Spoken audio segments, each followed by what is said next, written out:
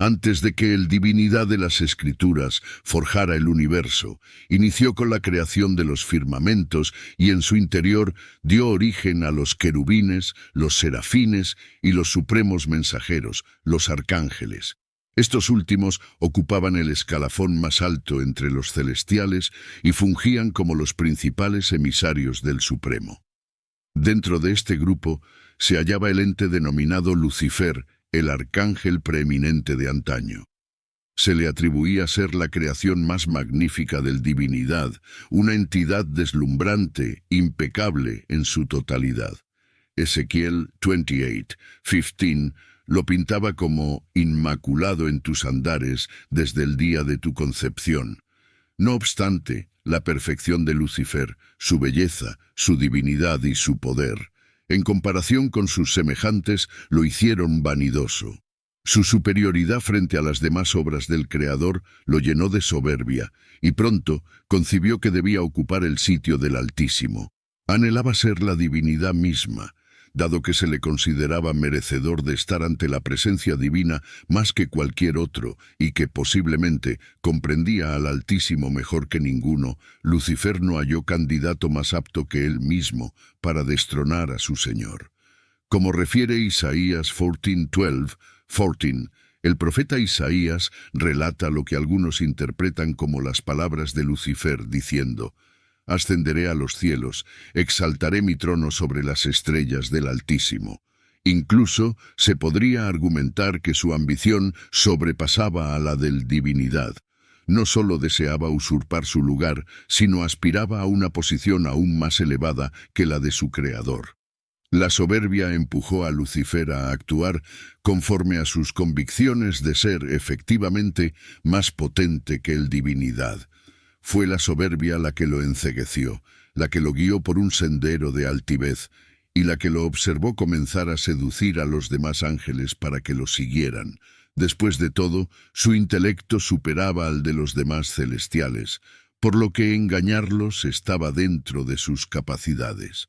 Mientras algunos permanecían fieles al Creador, muchos ángeles que, como Lucifer, pasarían a ser denominados ángeles rebeldes, empezaron a reconocerlo como el ente supremo.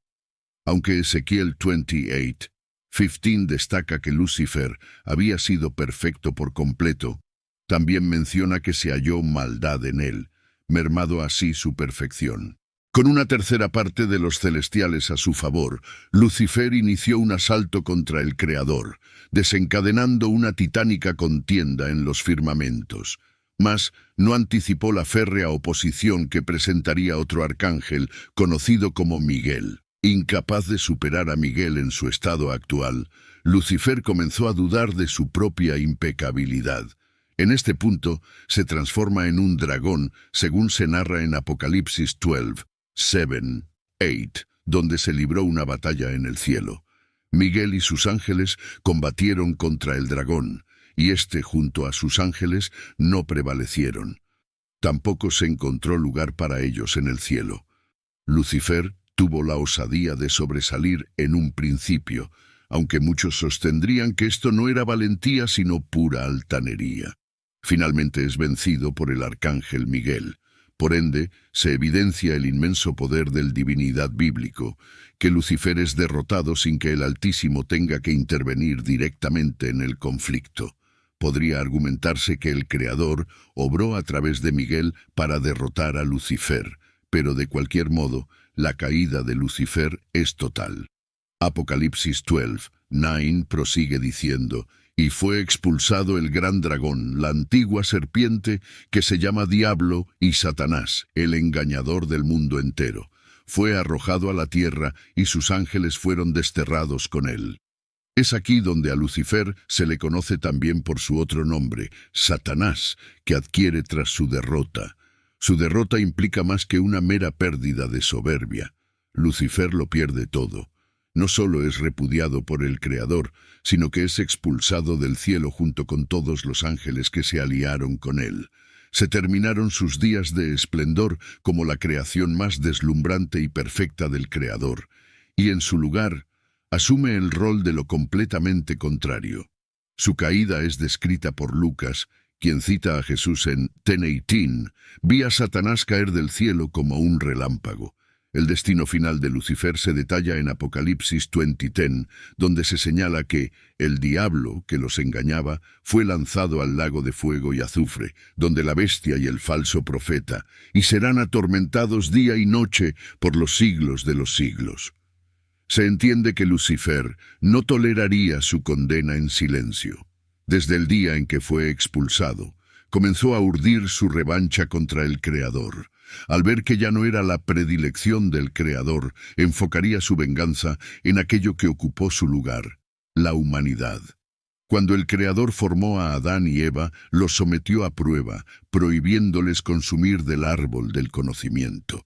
Al vislumbrar una oportunidad para menospreciar al Creador, Lucifer se infiltró en el jardín del Edén, disfrazándose de serpiente. No obstante, en los relatos iniciales del Génesis que detallan la seducción de Eva, nunca se especifica claramente que la serpiente sea Lucifer.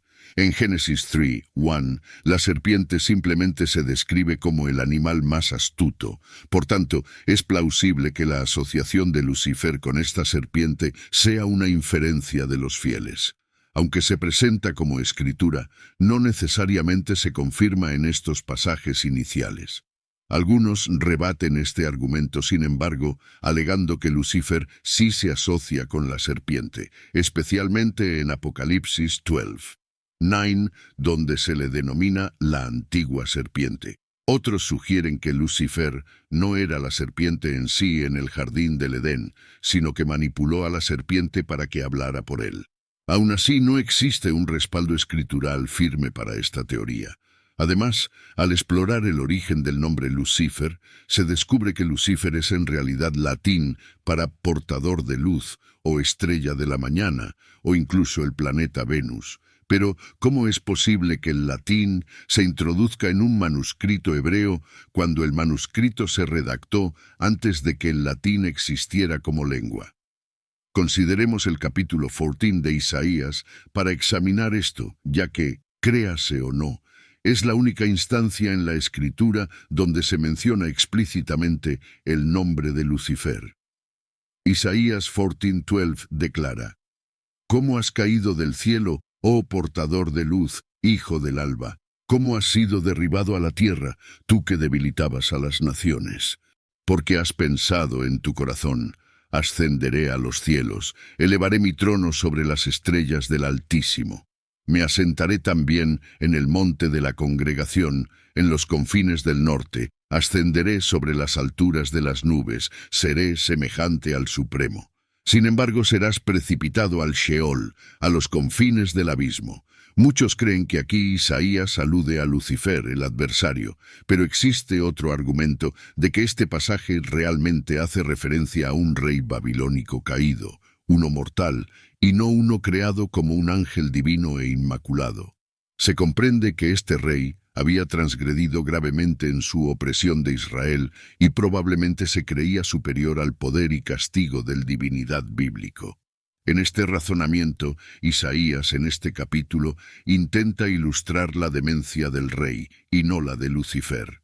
De hecho, el uso del término Lucifer no es uniforme en todas las versiones. En algunas, Isaías simplemente alude al sujeto como la estrella de la mañana o el término hebreo que designa a Venus. Sugiere que el rey de Babilonia, cuya identidad no se verifica en la Escritura, era alguna vez alguien venerado antes de su decaída, como predijo Isaías. Pero si este es el caso, entonces, ¿cómo se transformó todo esto en Lucifer, el ángel rebelde? Bueno, eso no se sabe con certeza, pero podemos conjeturar que los primeros cristianos, que para entonces ya redactaban en latín, decidieron por sí mismos que esta sería una excelente ocasión para insertar una historia sobre un ángel caído. Siguiendo este argumento, Isaías 14:12 fue, por lo tanto, reinterpretado por estos escribas y adaptado para ajustarse a su propia narrativa sobre el personaje Lucifer.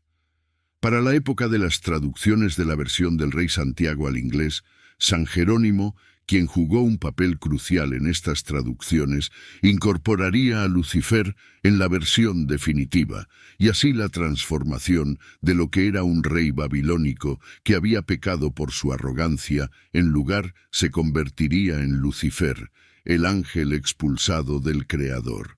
Sería integrado en el relato bíblico de la caída y eventualmente se convertiría en canónico para algunos creyentes. Lo mismo se puede decir de las palabras de Ezequiel en 28:15, donde afirma: «Fuiste inmaculado en tus andares desde el día de tu concepción hasta que se halló maldad en ti». Mientras que hay muchos que creen que Ezequiel se dirige a Lucifer, otros testimonios indican que Ezequiel en realidad se refiere a un rey mortal no identificado de Tiro. En conclusión a este análisis, independientemente de cómo se interprete la historia de Lucifer, ya sea como un rey babilónico anónimo o el ángel desterrado del Creador, el mensaje de la narrativa es profundamente significativo. Resuena con el adagio: la soberbia precede a la caída, o en términos bíblicos, en Proverbios 16:18, la soberbia precede a la ruina y la altivez del espíritu antes de la caída.